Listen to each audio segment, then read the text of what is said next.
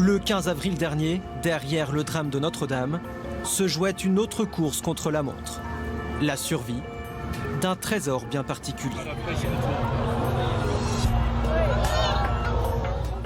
J'ai reçu des messages de Tokyo à San Francisco, de toute la planète, et surtout beaucoup d'inquiétudes. Les gens avaient besoin d'informations. Effectivement, sur les réseaux sociaux, ça a été une explosion folle. Après des heures d'incertitude, la nouvelle tombe. Ce trésor de Notre-Dame a bel et bien échappé aux flammes. Les 200 000 abeilles de la cathédrale ont survécu grâce à leur localisation 30 mètres en dessous du toit principal sur la sacristie et surtout grâce à leur instinct de survie.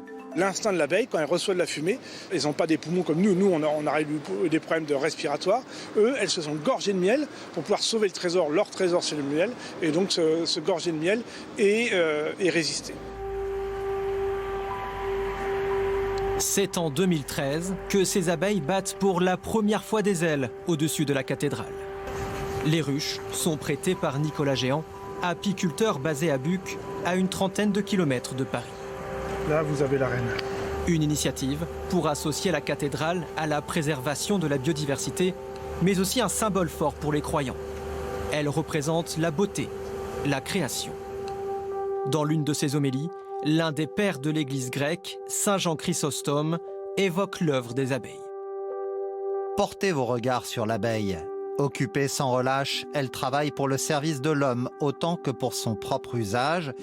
C'est là l'image du chrétien. Il cherche moins ses intérêts que ceux des autres. En ayant survécu au pire, les abeilles représentent aujourd'hui l'espoir.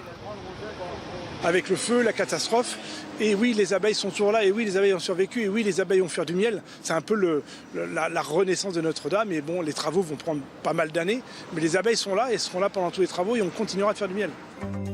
En attendant la reconstruction, elles sont au travail. Chaque année, 25 kilos de miel sont produits sur les toits de la cathédrale, à destination du personnel de Notre-Dame.